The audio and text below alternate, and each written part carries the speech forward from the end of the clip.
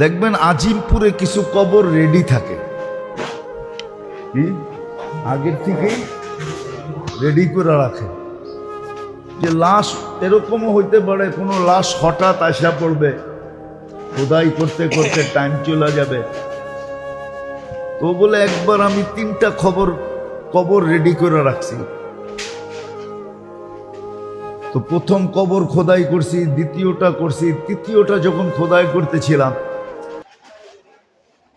তো খোদাই করার সময় আমার কবরের ভিতরে খুব গরম অনুভব হয়েছে।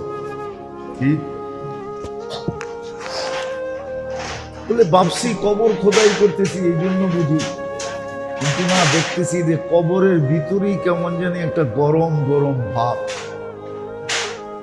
যা কষ্টে মষ্টে আমি কবর রেডি করা ছায়ায় বসাছিলাম, হঠাৎ দেখলাম উপর থেকে 2 জন লোক আসলো। উপর থেকে সাদা পোশাক পরিহিত, পাগড়ি পরিহিত। আমি কিন্তু কিস্সা কাহিনীতে তেমন অভ্যস্ত না, আমার বয়ানে তেমন কিস্সা কাহিনী নাই,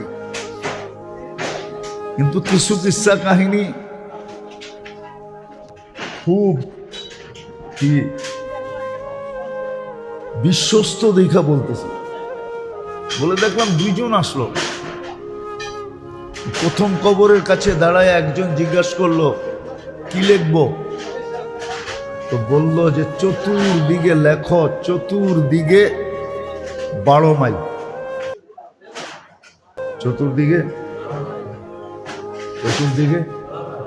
12 মাইল, এদিকেও 12 মাইল, এদিকেও 12 মাইল, এদিকেও 12 মাইল, এদিকেও 12 মাইল। বলে দ্বিতীয় কবরের কাছে আসলো। আচ্ছা, বললো কি লিখবো? বলে যেই পর্যন্ত চোখের দৃষ্টিশক্তি যায়, চতুর্দিকে। বলে ওই তৃতীয় কবরের কাছে আসলো, আচ্ছা বলবো কি লিখবো? তো আঙ্গুল দিয়া দেখাইলো, 2 আঙ্গুলের মধ্যখানে তৃতীয় পর্ব আমি দিয়ে দেবো, ওখান থেকে ভিডিওটা দেখে নেব। এতটুকু জায়গা লেখা, এতটুকু জায়গা। এই জন্য হাদিসে আছে কারো কারো কবর